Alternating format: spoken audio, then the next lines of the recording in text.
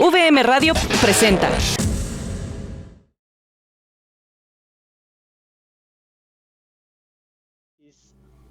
Como parte del programa Aliados VM y del entrenamiento del INSES con Causa que lidera el CIDETEC, el Centro de Investigación, Innovación y Desarrollo Tecnológico de la UVM. Y pues agradecerles la oportunidad de poder compartir el día de hoy una charla ahora más enfocada en la parte económica. El título de la charla del día de hoy es La pandemia, nuestra economía y nuestro futuro. Y para participar y para compartirnos más información al respecto, tenemos a un invitado, el doctor Luis Ignacio Román Morales. Él es doctor en estructuras productivas por la Universidad de París. Tiene una maestría en Economía del Trabajo y Política Social en la Universidad de París. Es licenciado en Economía por la UNAM. Es profesor titular en el ITESO, en el Departamento de Economía, Administración y Mercadología, y profesor de asignatura en el Departamento de Filosofía y Humanidades, a quien le damos la más calurosa bienvenida. Doctor, bienvenido. No, soy yo el que está agradecido, es un honor estar con ustedes, el tema es crítico y bueno, pues esperemos que tengamos una charla muy productiva para todos nosotros, muy amables. Yo creo que sí, doctor, así será. Estamos muy emocionados de poder platicar con usted. La semana pasada profundizamos en el tema social. Tuvimos como invitada a la maestra Esther Guerrero de la Garza y platicábamos de los retos que nos enfrentábamos desde la parte individual, personal, y también en la parte como comunidad. Y nos dejó mucha tarea.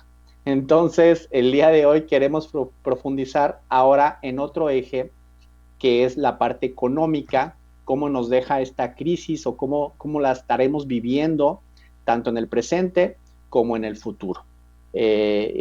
Platicando con usted, consideramos esta visión de no ser nada más de información de ahorita, sino también tener acceso a esta información que nos permita razonar y tomar decisiones, pero de a largo plazo. Entonces, doctor, pues la gran pregunta, ¿cuál es la situación actual? ¿Esta crisis cómo nos deja? ¿Cuál es la situación en el tema económico? O cómo usted visualiza esta situación, cómo la tendríamos que enfrentar, doctor. Y bueno, yo veo cuatro elementos que me parecen que son fundamentales. Uno, en términos, digamos, de teorías o de visión de la economía en términos generales, la pandemia nos muestra un elemento adicional sobre nuestra historia en términos generales, sobre la pandemia. Y yo quisiera remitirme a la gran peste negra del siglo XIV, ahí a mediados de aquel siglo, 1347, aparece la pandemia más letal que ha tenido la historia de la humanidad. Estamos hablando, hay cálculos que van desde 26 hasta los 200 millones de muertos en Europa y fundamentalmente la cuestión era cómo enfrentarla. Y básicamente lo que quien tenía todo el poder era la iglesia, concretamente asociada al Santo Oficio, y donde se decía, pues, ¿por qué nos está llegando este mal? Pues es un castigo divino. ¿Y por qué es un castigo divino? Pues porque somos unos pecadores. Y entonces, bueno, ¿quiénes son los que tienen la culpa del pecado? Pues los herejes y las brujas. Entonces, ¿qué es lo que hay que hacer para acabar con la pandemia? Pues hay que matar a los herejes y las brujas. Y resulta que pasaban los años y que cada vez había más muertos. Y entonces lo que decía el Santo Oficio era que lo que ocurría es que no se había ido a fondo. Es decir, no se había matado a suficientes herejes y brujas y que pues por lo tanto había que seguir manteniendo el discurso de que vamos por el camino correcto, el discurso del Santo Oficio, que era básicamente todo este lenguaje esotérico del latín y que solamente los grandes sabios de la iglesia eran los que lo podían leer y los que podían saber efectivamente qué es lo que había que hacer y juzgar a los malos de la película. Volvemos a lo mismo. En términos económicos, básicamente lo que se nos dice es que los problemas que hemos tenido en la humanidad han sido derivados de una mala aplicación de políticas económicas, porque el gobierno se mete mucho, tenemos que liberalizar cada vez más la economía, y si liberalizamos cada vez más nos va a ir mejor, vamos a poder enfrentar mejor nuestros problemas, y resulta que pasando los años y las décadas estamos cada vez peor. Y lo que nos dicen ahora con este lenguaje esotérico de los modelos econométricos y de la doctrina del consenso de Washington de libre mercado, es que lo que pasa es que no hemos ido a fondo. Es decir, es el mismo discurso del Santo Oficio, y finalmente lo que hemos tenido es un deterioro brutal de la salud a nivel global y un deterioro brutal de nuestras capacidades de vivir juntos. A ver, la pandemia pega igual en cualquier lugar del mundo, el patógeno es el mismo, pero tenemos países en los que hay muy pocos fallecidos y tenemos países en donde esto ha arrasado con la población. En otras palabras, lo que estamos diciendo es que según la estrategia económica que han seguido los países, los impactos que se han tenido son significativamente diferentes. Y ahí yo vería para México tres elementos fundamentales. Primero, en términos de morbilidad, es decir, de posibilidades de enfermarse. Esto depende fundamentalmente de la estrategia epidemiológica, es decir, es el quédate en casa. A diferencia de otros países que han procurado actuar sobre básicamente la oferta de trabajo y sobre la demanda de bienes y servicios, es decir, decirle a la gente no te salgas, te quedas. En México ha sido al revés, se ha tratado de incidir sobre la demanda de bienes y servicios, diciendo, ¿saben qué? Lo que cerramos no son las casas, lo que cerramos son los comercios, lo que cerramos son los centros de trabajo. Y al mismo tiempo, perdonen, actuar sobre la necesidad de la gente para salir.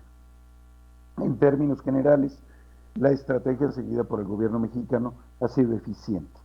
En otras palabras, si vemos no el número total de enfermos, sino la proporción de enfermos por cada 100,000 habitantes, los resultados son relativamente positivos.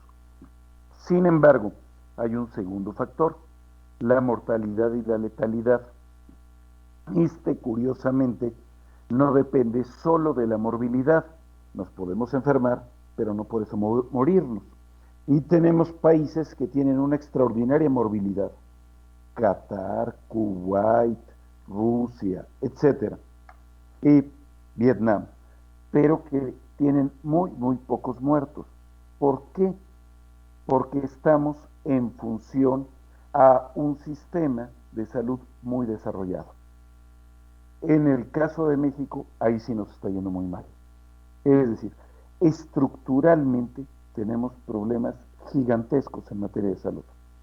Y no solamente en cuestiones de hospitales, clínicas, médicos, laboratorios, etcétera, sino en términos de la forma de vida que llevamos. En otras palabras, si tenemos una pésima alimentación hipercargada en harinas sumamente industrializadas, si estamos teniendo una movilidad basada en transporte motorizado, si los camiones van atestados de personas, igual que el tren ligero o que el metro, si estamos teniendo enormes distancias que recorrer todos los días del trabajo a la escuela o del trabajo a la casa, si estamos teniendo situaciones de vulnerabilidad enorme de la población, entonces, aunque no nos enfermemos tanto como en otros países, si te enfermas, aquí tienes mucho más probabilidades de morirte que en gran parte del mundo. Entonces, ahí tenemos un segundo efecto. Y el tercer efecto es en términos efectivamente macroeconómicos. Una enorme caída de la producción, porque le hemos dedicado la estrategia a exportar. Se cierran las fronteras, pues se derrumba la producción. Tenemos, por lo tanto, una caída gigantesca del empleo. Y lo más grave, a mi parecer, del empleo informal, porque el empleo informal ha sido el colchón de supervivencia de gran parte de la población, y si no lo puede ejercer porque no hay mercado en las calles, pues entonces ahí hay un problema mayor. Tenemos, por lo tanto, una mayor concentración del ingreso. Los que salen ganando y tienen ahorros y tienen inversión y tienen capacidad de crédito, pueden aprovechar en temporada de ofertas a toda la gente que cae en situación crítica y que tiene que vender lo que tenga. Tenemos, por lo tanto, también un proceso de concentración del mercado en favor de grandes monopolios, porque la micro, la pequeña y la mediana empresa es la que tiene menos recursos para poder sostenerse, y en términos generales entonces tenemos una situación de riesgo muy grave en términos también de materia económica. Ok, entonces doctor, a ver, para entender, menciona usted tres factores que son los que tenemos que tener en cuenta cuando analizamos la situación actual de la crisis, que es la morbilidad, la mortalidad y los factores macroeconómicos. Entiendo que México pues no le está yendo muy bien en la parte de mortalidad, por lo que decía, por el tema de los sistemas de salud y la cultura, la alimentación, cómo estamos acostumbrados a comer. Y también el tema de que México exportaba, ¿no? O sea, el tema, nos mantenemos de la exportación y no tenemos, como otras economías, generación interna que nos permita sostenernos a pesar de la no exportación. En este caso, pues lo que provoca, como usted bien comenta, es el tema del desempleo, sobre todo de los que estamos viéndolo como una pirámide, en la parte de la base de la pirámide, son los que más nos vamos a tener ese impacto y son los que hay más, ¿no? En México. En este caso, ¿qué podríamos esperar en el corto o en el mediano plazo con estos factores como para estar alertas o estar atentos? Y bueno, primero, curiosamente, no es tanto el desempleo. Ok. ¿Por qué? Curiosamente, no por una razón buena, sino por una razón pésima. Y es, si nosotros nos comparamos con Europa, con Japón, con Estados Unidos, con Australia, inclusive con la mayor parte de América Latina, tenemos y seguiremos teniendo muchísimo menos desempleo. ¿Por qué? Porque todos aquellos países, los otros, tienen seguro de desempleo. En el caso de México, no hay a nivel nacional un seguro de desempleo. Por lo tanto, una persona a nivel de clases populares o de población vulnerable o en situación de pobreza, lo que estamos teniendo es propiamente una, un problema todavía mayor, que es el de decir, ni siquiera puedo quedarme desempleado porque no tengo dinero para ponerme a buscar trabajo, no tengo ahorros, no tengo esa opción. Por eso el colchón no ha sido el desempleo, sino la informalidad.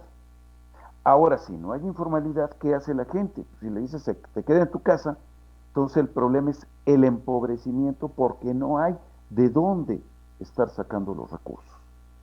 Entonces viene una pregunta, a mi parecer, fundamental, a nivel de México, pero igual a nivel global. ¿Tenemos derecho a existir, a vivir, aunque no tengamos trabajo? Y entonces, si la respuesta es claro que merecemos vivir como seres humanos, entonces lleva a la cuestión, ¿y cómo vamos a financiar el que tengas dinero para poder acceder a los mercados? Esto requeriría de un incremento en la lógica de las transferencias a la población. En otras palabras, el que se le esté dando o adelantando el dinero a los mayores de 68 años, a las personas con discapacidad, a los estudiantes de preparatoria, etcétera, a las madres solteras, es, a mi parecer, altamente positivo, pero insuficiente. O sea, ¿quiere decir que tendríamos que hacer mayor esa cantidad? ¿O es otra estrategia la que tendríamos que complementar a esta que ya se está haciendo de lo que comenta, incrementar la lógica de la transferencia? O sea, ¿es aumentar la cantidad que se está otorgando o hay que complementarlo con otra cosa? Bueno, uno de los debates globales que lleva muchos años es este de la famosa renta básica universal. Y esta renta básica universal, básicamente lo que significa es, la gente tiene derecho a existir independientemente de su trabajo. No quiere decir que tenga que vivir en condiciones de lujo, no quiere decir que viva a todo dar. Lo que quiere decir simple y llanamente es requiere poder satisfacer lo básico. Si uno ubica en términos tanto psiquiátricos como psicológicos, generalmente se asocia a esto que llamamos holgazanería, no a una cuestión de no deseo de trabajar innata o a un acto moralmente criticable, sino a una situación de profunda depresión. En otras palabras, el holgazán es una gente deprimida, por lo tanto, es una persona a la que hay que ayudarle. Cuando la gente no trabaja, es o porque no hay trabajo, que es la situación actual que estamos viviendo, o porque hay una situación desesperante. Entonces, en ninguno de los dos casos se justifica el que esta gente no tenga los recursos básicos para vivir. Pero para que tenga los recursos básicos, forzosamente se requiere en una economía de mercado como la que vivimos, dinero. Y para que tenga dinero, necesita entonces transferencias. ¿Quién hace las transferencias? Esencialmente el Estado. Y entonces se pregunta, ¿y de dónde va a sacar el Estado el dinero? Y entonces viene ahí otra serie de preguntas. Una de ellas, ¿qué onda con la política fiscal?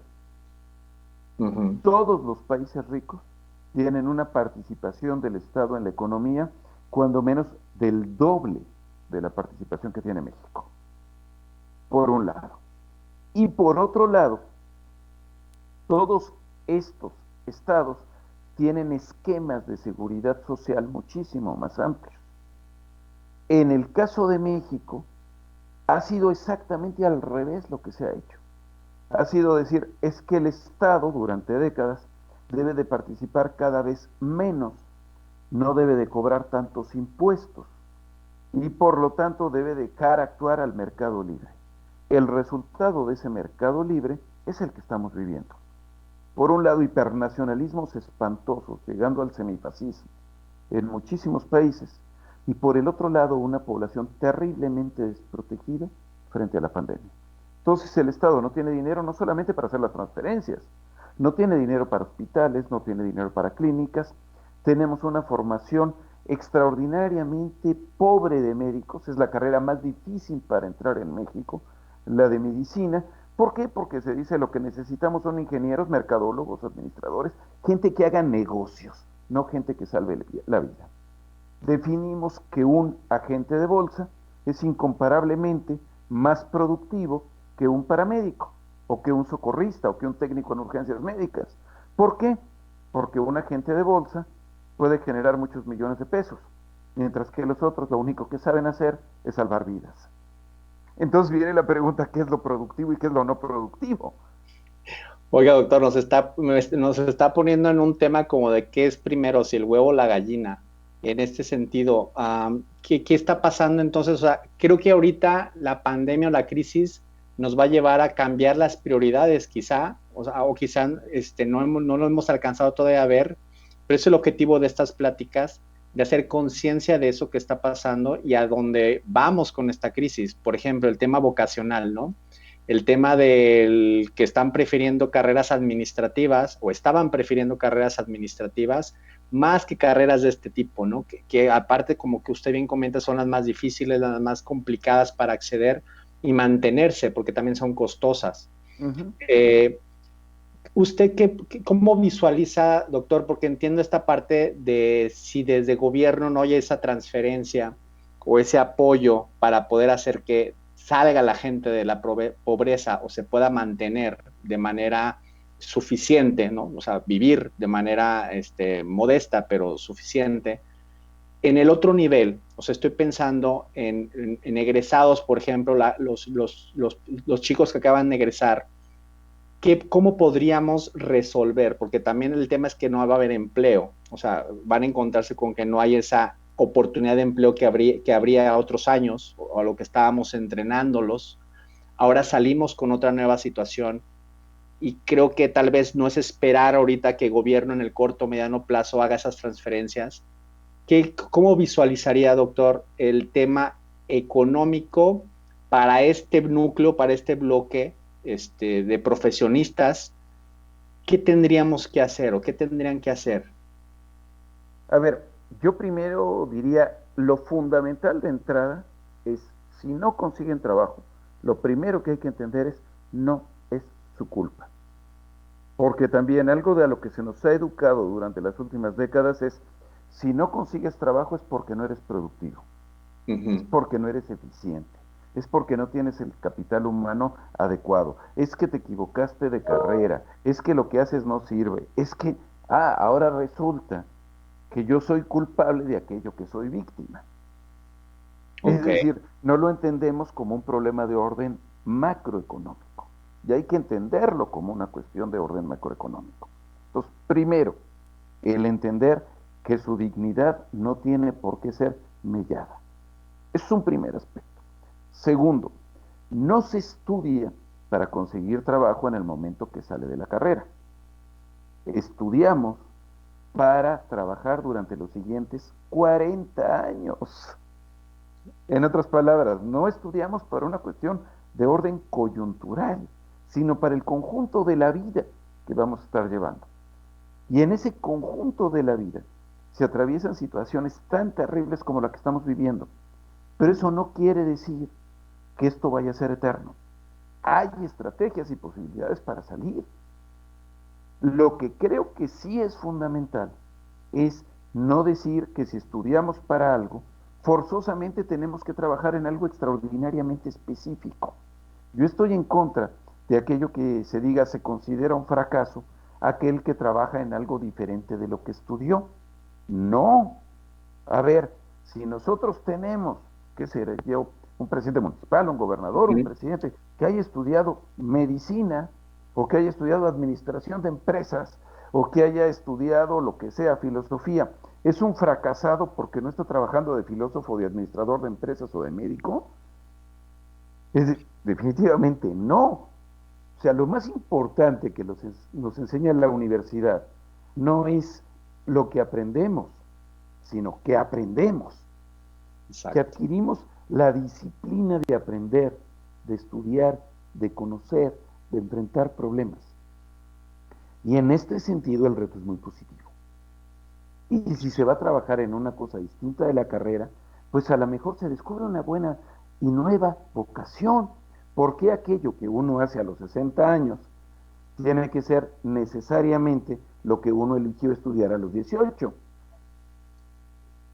Sí, creo que esa es la primera creencia que tenemos que quitar, doctor, porque usted está replanteando con la creencia que salen todos los estudiantes. O sea, ahorita es la primera vez que escucho este paradigma del egresado. O sea, no es que salgas a encontrar un empleo, sino es que te preparaste para seguir aprendiendo y enfrentar retos como los que nos estamos presentando el día de hoy, y que el tema de que te dediques a otra cosa el día de mañana, aunque no sea de tu carrera, no tiene nada que ver con si eres un fracasado o eres un exitoso.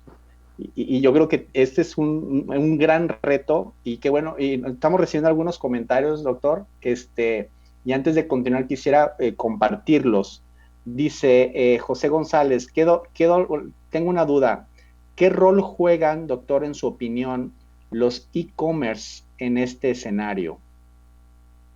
Híjole, están jugando un papel ahorita fundamental. Es decir, porque estamos hablando de las nuevas tecnologías y estamos hablando del uso de las plataformas. El gran problema que implica eso es que requiere grandísimos montos de inversión en términos de canales de distribución, en términos de redes de información, de conocimientos, etcétera. ¿Qué puede implicar una monopolización mayor?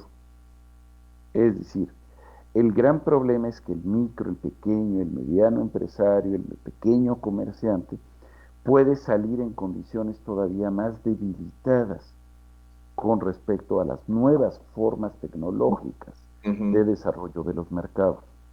Por eso es importante no estarle apostando solamente a qué es un buen negocio, sino apostarle a qué es lo que estamos necesitando como seres humanos. Es decir, si yo fuese una persona que está en la punta del cerro, en una localidad sin electricidad, sin servicios sanitarios, y en la noche me agarra un ataque de apendicitis, yo no necesito un médico. Yo lo que necesito es alguien que me vaya a poner los santos óleos, porque no hay forma de salir. Ujú. Si nosotros lo vemos a nivel macro, lo que es fundamental es que esta persona efectivamente pueda necesitar un médico. Y para eso necesitamos inversión pública que atienda a la gente que no tenga el dinero para poder resolver la situación, que es el caso de la pandemia. Pero para eso se necesita otra vez dinero y para eso se necesita una profundísima reforma fiscal. No para cobrarle más al asalariado clase media, no para cobrarle más el IVA para la señora que va a comprar al supermercado. No, estamos hablando justamente de las grandes empresas tecnológicas o no tecnológicas, que son las que están acaparando la mayor parte de la riqueza mundial en este momento. Exacto. Cuando unas cuantas empresas, unos cuantos territorios y unas cuantas familias son las que están concentrando toda la riqueza planetaria, entonces, claro que hay dinero para satisfacer las necesidades de la población, pero ese dinero está concentrado en unas cuantas manos, que como por cierto no es del gobierno, es de estos que han podido aprovechar estas inercias mundiales. Por eso la reforma fiscal efectivamente es indispensable. El gran problema es quién le pone el cascabel al gato. En otras palabras, ¿quién se atreve a decirle a los grandes capitales, efectivamente, ¿sabes qué, maestro? Móchate. Porque efectivamente lo primero que van a decir, eres un populista, eres un demagogo, eres un atrasado, eres un emisario del pasado, eres un comunista, eres un socialista, eres un ignorante, eres un... Y ni el peje, ni evidentemente ninguno de los anteriores se atrevía a hacer una cosa así. Pero hay que hacerlo. Creo que es una... Doctor, bueno, aquí me llevo otra cosa súper importante, el tema de que de pronto estamos pensando solamente en el negocio y tenemos que replantear ese paradigma y buscar más bien estas necesidades, estas problemáticas y que desde nuestro talento, habilidad, recursos podamos resolver y desde ahí entonces replantear algún mecanismo que haga sostenible esa solución. Y otro tema, y aquí lo dice Lidia Miranda, nos comenta, sí, exactamente, es una situación macroeconómica y no es cuestión personal. Nos está abriendo, insisto, una forma diferente de ver la situación, doctor, porque de pronto todos los emprendedores, o al menos los que están en el entrenamiento que tenemos del INSES con causa, teníamos la creencia de que nosotros que estudiamos y entonces nos dedicamos 4 o 5 años a una carrera, y por haber seleccionado esta opción, estamos ante este problema. Y creo que ahora, al verlo de forma macroeconómica, con al menos esos 3 factores que nos planteó, nos hace pararnos desde lejos, observar la situación y ver cómo con nuestros recursos, talentos y habilidades podemos aportar y construir y aprovechar lo que nos presenta la crisis. Dice Moni, en la actualidad nuestro país es curioso cómo en ocasiones ganas más trabajando en cosas no relacionadas con tu carrera. Y no tiene nada de malo. Exacto. Dice Tania, está increíble la plática, muy interesante. Muy bien, pues muchas gracias a todos los que nos están escuchando. Recuerden, cualquier pregunta o comentario lo pueden hacer a través del chat y aprovechar que estamos aquí con el doctor Luis Ignacio Román Morales, que nos está dando una forma, un lente, unos anteojos distintos para ver la situación.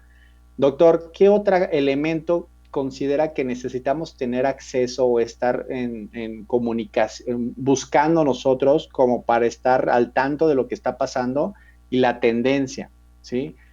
Como para no quedarnos nada más con la información del momento, sino que poder tener claro qué está pasando o con fuentes confiables que nos permitan saber hacia dónde va la situación y poder al menos tener una pequeño elementos que nos permitan actuar de manera razonada.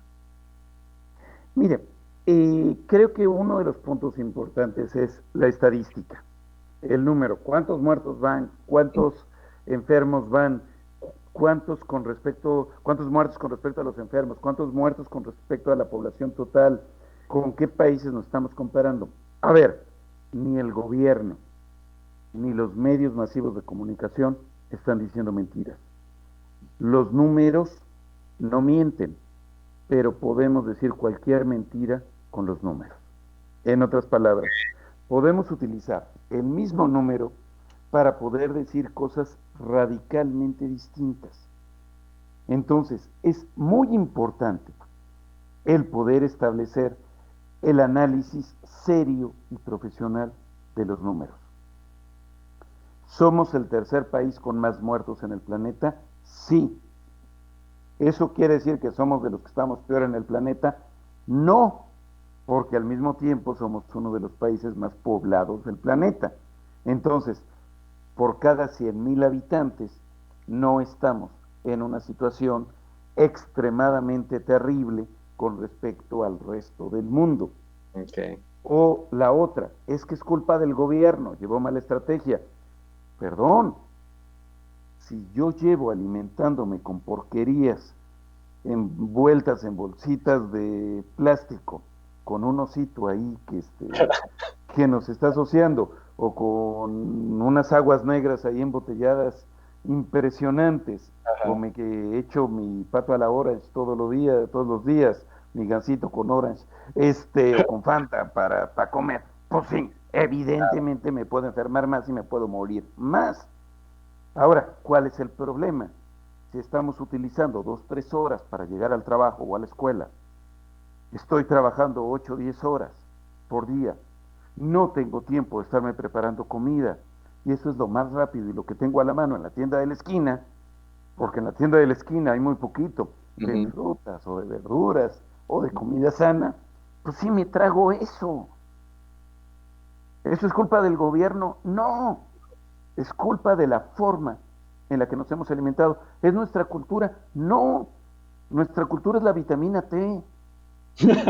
Es decir, que no es esa. Es decir, nuestra cultura sí es de población regordeta, pero no tiene nada que ver el estar echando tacos, tortas y tlacoyos que estar comiendo sopas de quién sabe qué porquería que le metemos al horno de microondas un minuto y decimos, ya con esto ya comimos. Es incomparablemente más nutritiva la vitamina T que estas nuevas formas de alimentación hiperindustrializada. Claro. Lo mismo, si se están construyendo los fraccionamientos a 1 hora, hora y media del periférico hacia afuera, y resulta que entonces necesito tomar el camión durante quién sabe cuánto tiempo, pues evidentemente también ahí soy más propenso a la enfermedad. Si vivo con el estrés de trabajar más de 48, 56, 64 horas semanales, pues evidentemente soy más tendiente a la enfermedad y no es un problema cultural. Es esta estrategia donde todo aquello ha quedado desplazado simplemente por el dinero y ahora estamos en una situación mucho más delicada. La vida no es nada más la lana. Okay. Los filósofos griegos, a los que les debemos tanto, no hacían negocio. Se decía, negocio es el que tiene que hacer el trabajo manual. Nosotros, decían los filósofos, nos dedicamos al ocio. El ocio es, el negocio es la negación del ocio. Tal vez para ser más productivos necesitaríamos tener más tiempo de ocio, más tiempo de descanso, de familia, menos estar persiguiendo el último iPhone y preocuparnos más por nuestra calidad de vida en sentido estricto. Perdón, ¿me pueden aguantar 30 segundos para abrir la puerta? Prometo que no son más de 30 segundos. Claro, doctor, no se preocupe. Espérenme. Pues bien, interesante cómo nos abre el paradigma del doctor. Híjole, me encanta esta parte de entender que la situación que estamos viviendo es una oportunidad precisamente para cambiar la forma en la que veníamos viviendo, ¿no? O sea, las prioridades, inclusive hasta el tema de orientación vocacional. Creo que ahora hemos reconocido la relevancia, la importancia de los médicos, de los cirujanos, de los especialistas, de los enfermeros. Y yo creo que vamos a tener que echar un poco de atención a motivar ese tipo de carreras y que creo que tiene que ver con que lo hagamos desde la pasión. si te llama eso, pues adelante, ¿no? Y este paradigma también que estamos rompiendo y que nos comenta aquí Guadalupe, ¿no? Dice, coincido con Moni, a veces encuentras más trabajo de algo muy diferente a lo que estudiamos y romper con la idea de estudié 5 años y ahora qué, ¿no? Doctor, comentaba yo aquí leí un comentario de Guadalupe, dice, coincido con Moni, a veces encuentras más trabajo de algo muy diferente a lo que estudiamos y romper con la idea de estudié 5 años y ahora, eso es a veces lo complicado, porque el romper ese paradigma que nos han estado inculcando constantemente nos hace terminar siendo pues empleados, pero pues sin disfrutarlo, ¿no? Sin disfrutar lo que estamos haciendo. Doctor, una pregunta. Aquí dice Tania Lobato, dice, ¿qué opina de la 4T desde el enfoque económico? Me imagino de su estrategia económica.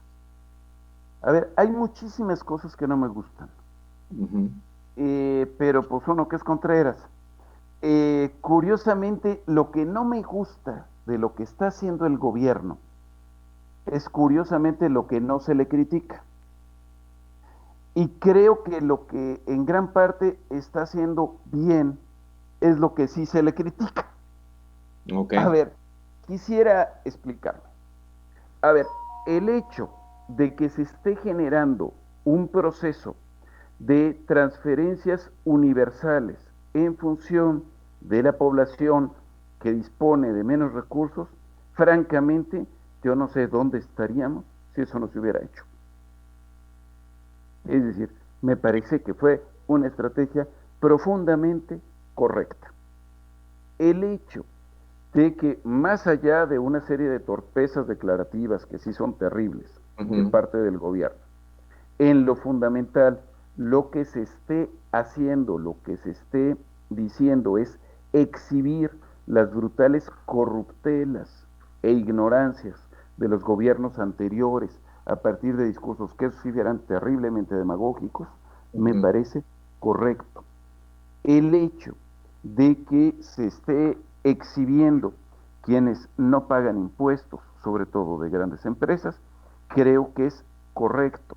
El hecho de que se le apueste a un sector energético para no nada más estar con el popote sacando el petróleo de abajo del mar o de la tierra, sino decir, no nada más saquemos naranja, sino hagamos jugo de naranja, refinemos el petróleo y generemos una capacidad propia de satisfacer nuestra propia posibilidad de movimiento, me parece correcto.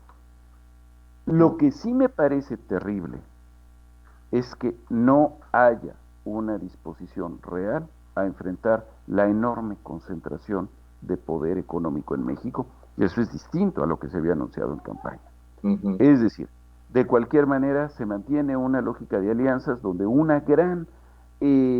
el gran poder de unas cuantas empresas son las que están controlando todo y que finalmente se les están dando premios que pueden tener impactos ambientales muy fuertes en términos de termoeléctricas, de parte de la lógica de los trenes, como por ejemplo del transísmico.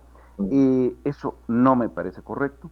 Me parece que el principal punto criticable del gobierno, curiosamente, no es hacia los mexicanos, sino es la represión creciente para la migración centroamericana, que finalmente los centroamericanos que vienen a México están sufriendo exactamente lo mismo que los mexicanos que van a Estados Unidos. El entendernos como seres humanos tendría que ser decir los hondureños, los nicaragüenses, los guatemaltecos, los salvadoreños, los congoleños, los haitianos, etcétera, tienen las mismas broncas. Si hablamos de Mesoamérica, estamos hablando que cultural, histórica, lingüísticamente, económicamente, somos lo mismo. El estar reprimiendo, el estar discriminando al que es igual que yo, es exactamente lo mismo que estar sobajando, que estar humillando, que estar discriminando a aquel que yo veo en el espejo todos los días cuando me levanto. Exacto. Entonces, debemos de generar una estrategia, ahí creo yo también, menos sometida a los Estados Unidos. ¿Por qué se juega ese sometimiento? Pues me parece que es tanta la presión del poder económico de los grandes grupos empresariales en México que el gobierno dice, pues entonces tengo que aliarme con uno más fuerte. Ujú. Entonces, ¿con cuál me alío más fuerte? Pues con el que está del otro lado del río. Ujú. Y bueno, pues no me gusta, pues puede que no me guste, pero pues ni modo, tengo que estar con él porque si no, si se juntan los otros dos me lleva la tristeza. Ajá. Sí, sí, sí. Entonces, puedo entender por qué se hace lo que se está haciendo, pero no se justifica de cualquier manera, Ok. en ese sentido. Ok. Bueno, doctor, híjole, pues me quedo con ese pensamiento de que pues sí hay un tema macro, un tema de política, de gobierno, en lo que difícilmente podríamos incidir nosotros eh, como pensando en egresados, en nosotros como profesores o como emprendedores, pero sí es importante tenerlo en cuenta, saber por qué está sucediendo, entender esos factores y desde ahí entonces actuar nosotros eh, tomando en cuenta esa situación. O sea, no hacerlos solamente con lo que hemos venido aprendiendo, con lo que nos dicen de pronto las enseñanzas que se van heredando, sino estar atentos a esas situaciones, observarlas y desde ahí razonar y ejecutar lo que podamos hacer, ¿no? Porque sí me quedo como con esa situación de, pues sí, o sea, eso va a depender de gobierno, un poco podemos hacer nosotros como para invitar a gobierno a que haga que estas grandes empresas pues distribuyan un poco o aporten un poco precisamente para hacer esa transferencia que usted hablaba del recurso a la población que más lo necesita, ¿no? Sí, doctor. Sí, perdón, pero sí podemos hacer frente a las empresas, creo nosotros mismos. El que compramos, el Ok, con qué opinión nos quedamos de lo que ellas nos dicen, de ok, lo que estos grupos o sus portavoces nos están diciendo. ok, Decir, entonces la bronca no es solamente qué le pedimos al gobierno, es qué le pedimos a los dueños del poder real, del poder del dinero. ok, Creo que ahí hay un punto importante. excelente. Sí, Y tiene. el otro que también creo que es básico es, en términos de estudiantes y de formación profesional, a mi parecer, no existen los problemas económicos, no existen los problemas políticos, no existen los problemas culturales, no existen los problemas ambientales, existen los problemas. Lo ambiental, político, económico, social, cultural, etcétera, es la forma en la que lo vemos, es el aspecto del problema que nosotros Ok. tratamos. Pero el problema es interdisciplinar. Ujú. En el problema va todo junto. Entonces, el hecho de que yo tenga la capacidad de ver el problema primero desde un enfoque, después de otro, después de otro, después de otro, desde una lógica interdisciplinar o desde distintas esferas de la vida, a mi parecer es un profundo enriquecimiento, no es un empobrecimiento. Ok. Un profesional que logra saltar de su propia disciplina a otras disciplinas y perspectivas de la vida no es un fracasado, es un agente que está evolucionando hacia comprender su mundo y sus problemas de formas más diversas. No me importa si soy economista o sociólogo o politólogo o lo que demonios sea. Ujú. Lo que importa es que pueda haber la capacidad de reflexión para entender los problemas que me toca enfrentar. Creo que eso es lo clave. Excelente. Muchas gracias, doctor. Tengo dos comentarios aquí. Dice Felipe, en México se han creado ideas erróneas sobre las profesiones, como las matemáticas son difíciles, las carreras de medicina son tediosas, etcétera. Entonces se debe de empezar a atacar al problema de raíz. Gabriel dice, doctor, ¿qué opina sobre la paradoja de Galeón? Los latinoamericanos somos pobres porque es rico el suelo que pisamos. Depender de la exportación antes que crear tecnología, nuestro mayor error.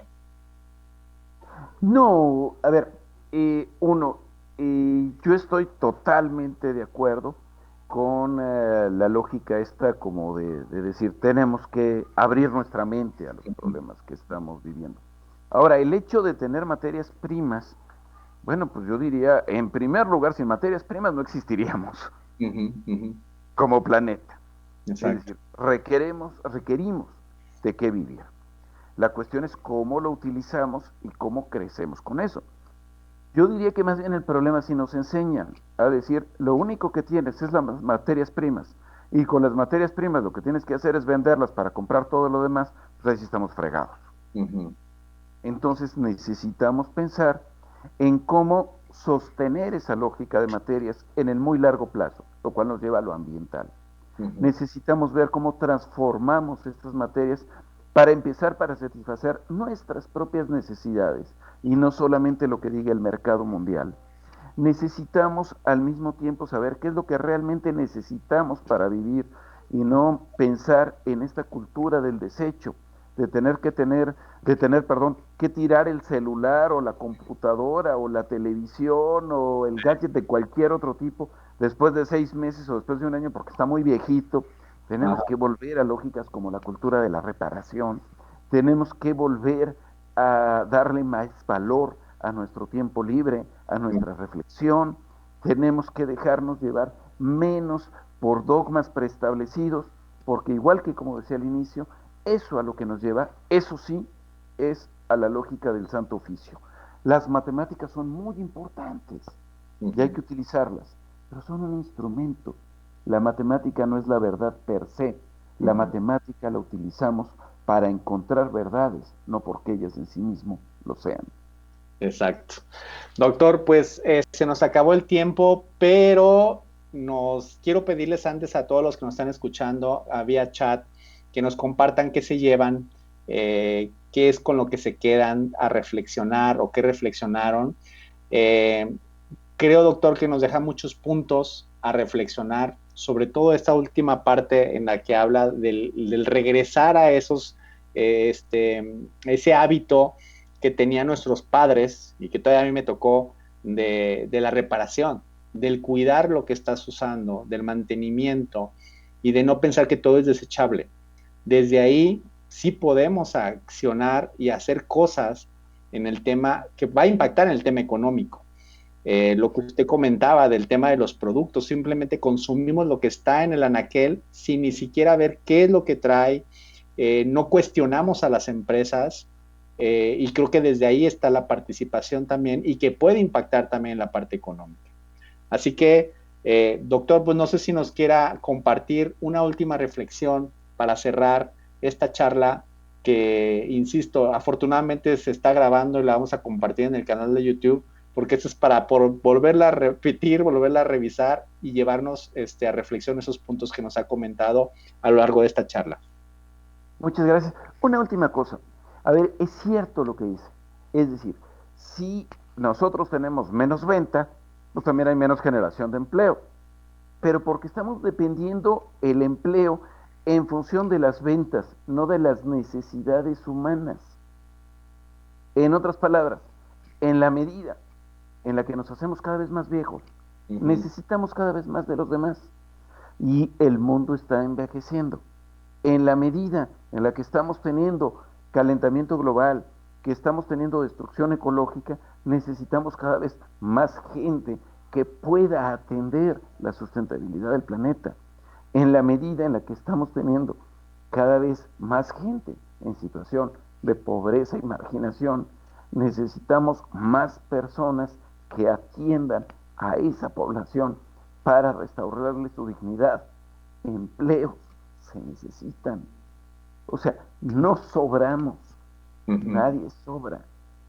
El problema no es que no haya empleos, el problema es que no tenemos el dinero para poder pagar todo aquello que necesitamos. Y eso no se resuelve con buena voluntad o con una actitud individual. Por eso sí se requiere la política no en el sentido como la grilla en la Cámara de Diputados o de Senadores, o en Palacio Nacional, o en las sedes de los partidos, sino la política en el sentido de la polis, es decir, de aquel lugar en donde coexistimos todos. El ser humano individual no puede existir sin la sociedad. Un individuo sin el resto de los individuos no es una persona. Decía Aristóteles, es una bestia o un dios que no requiere a los demás. Pero no somos ni bestias ni dioses, somos seres humanos y por lo tanto necesitamos asumir que estamos en la polis y que la polis es actuar no solo sobre mí mismo, sino actuar sobre toda mi circunstancia. Gracias. Doctor, muchísimas gracias por esta reflexión. Eh, Híjole, nos deja, en lo personal me deja, yo creo que a muchos estamos recibiendo los comentarios, nos deja como con este momento de reflexión y de ponernos realmente a accionar y ver distinto el tema económico, político, como usted bien me comenta, y que podemos accionar todos de manera individual, siempre tomando en cuenta que vivimos en comunidad, vivimos en una sociedad y creo que es responsabilidad de todos impactar en ella. Eh, pues leo el último comentario. Paula dice, yo me voy con la tarea de generar una idea en mis ratos de ocio que pueda generar un impacto profundo en mejorar las vidas de los demás. Marilena dice, me voy con una sensación muy cálida al haber escuchado esta plática y esta visión. Qué gran ponente. Y con ese comentario me voy yo también, porque así me voy yo. Doctor Ignacio Román, muchísimas gracias por habernos compartido, como bien comenta Marilena, esta visión, que es la que nos hacía falta para completar esta serie de charlas. Muchísimas gracias, doctor. Al contrario, muchísimas gracias a ustedes, quedo a la orden y les mando un gran abrazo a todos y arriba corazones, que no nos queda de otra. Así es, muchísimas gracias. Pues gracias a todos los que nos escucharon, gracias a Aliados VM.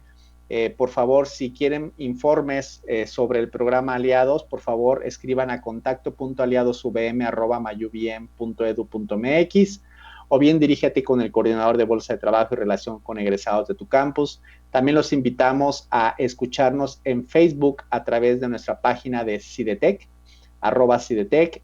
Todos los viernes a las 8 de la noche tenemos nuestro programa en Tendencias para Todos. Pues muchísimas gracias. Hasta luego.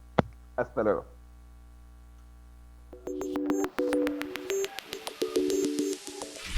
Una producción de VM Radio.